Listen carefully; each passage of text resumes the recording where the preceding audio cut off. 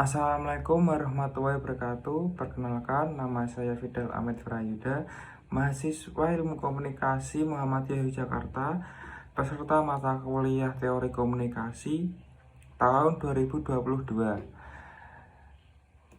Di video ini saya akan membahas tentang yang pertama ada semiotika. Definisi semiotika adalah menurut Ronald Barthes menyatakan bahwa semiotiologi adalah tujuan untuk mengambil berbagai sistem tanda seperti substansi dan batasan, gambar-gambar, berbagai macam gestur, berbagai suara musik, serta objek yang menyatu dalam sistem of significance. Konsep semiotika signifikan, sebuah proses yang berupa tindakan dan menghasilkan tanda. Denotation dan connotation, hubungan penanda dan petanda yang menghasilkan makna langsung dan tidak langsung. Mitos, adanya tanda-tanda misterius yang memiliki makna. Analisis semiotika, diseksi berbagai elemen yang disosialisasikan akan menyerahkan makna yang pasti. Artikulasi, aturan-aturan, kombinasi. Cabang-cabang semiotika. Semantik, hubungan di antara tanda-tanda dengan destinat atau objek-objek yang diacunya. Pragmatik, hubungan di antara tanda-tanda dengan interpreter atau para pemakainya. Sintaksis, hubungan formal di antara satu tanda dengan tanda yang lain. Manfaat mempelajari semiotika.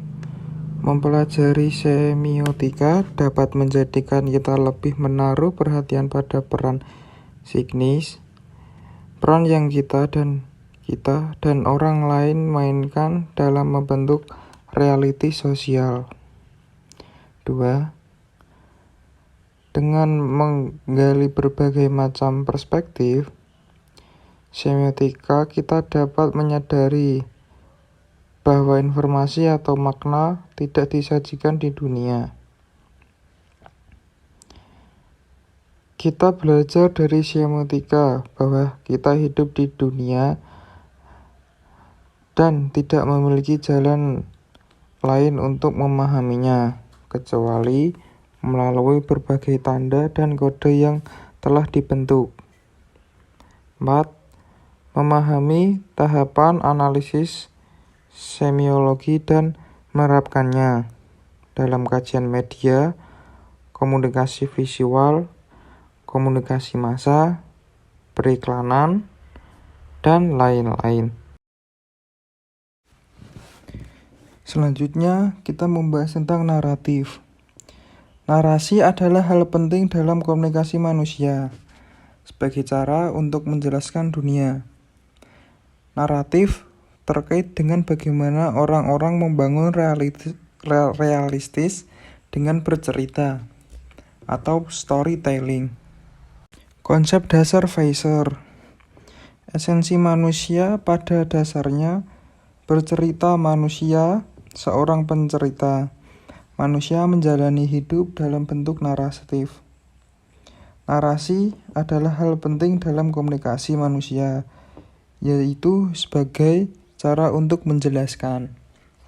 Narasi atau cerita bukan sekedar menceritakan dunia, namun juga menciptakan dunia. 5 asumsi naratif Weiser. 1. Manusia bersifat keputusan mengenai nilai sebuah cerita berdasarkan pada alasan penalaran yang baik. 3. Alasan yang baik ditentukan oleh sejarah, biografi, budaya, dan karakter. 4.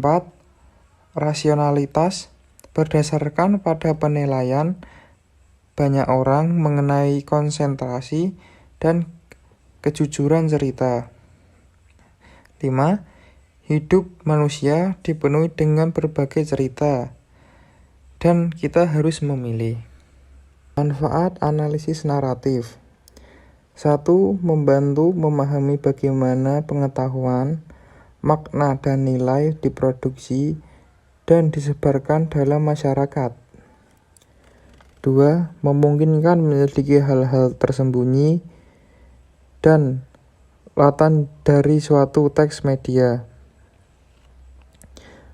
3. Memahami bagaimana dunia sosial dan politik diceritakan dalam pandangan tertentu yang dapat membantu kita mengetahui kekuatan dan nilai sosial yang dominan dalam masyarakat.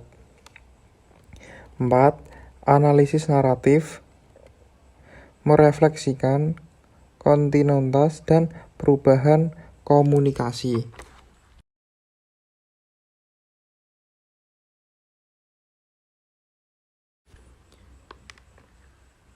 Analisis naratif. Analisis naratif merupakan analisis yang menengahi narasi baik fiksi maupun non-fiksi. Menggunakan analis naratif berarti menempatkan teks sebagai sebuah cerita atau narasi sesuai dengan karakteristik.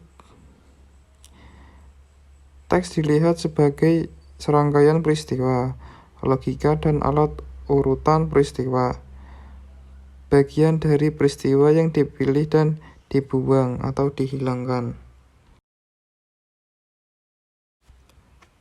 Dan yang terakhir, narasi bukan sebuah cerita saja, namun peristiwa yang memiliki alur awalan, tengah, dan akhir. Aksi simbolis kata-kata atau perbuatan yang memiliki urutan dan arti untuk mereka yang hidup, menciptakan, dan menginterpretasikan. Apa itu teori kritis? Teori kritis mazhab Frankfurt merujuk pada sekelompok pemikiran berhaluan Marxis yang tergabung dalam kerja-kerja intelektual kritis di institusi penelitian sosial yang berpusat di Frankfurt, Jerman. Teori kritis tidak menelan mentah-mentah pemikiran Marx yang dinilai sangat dirimetatik ekonomis, sehingga mazhab Frankfurt dikenal dengan nama kaum neo-Marxisme.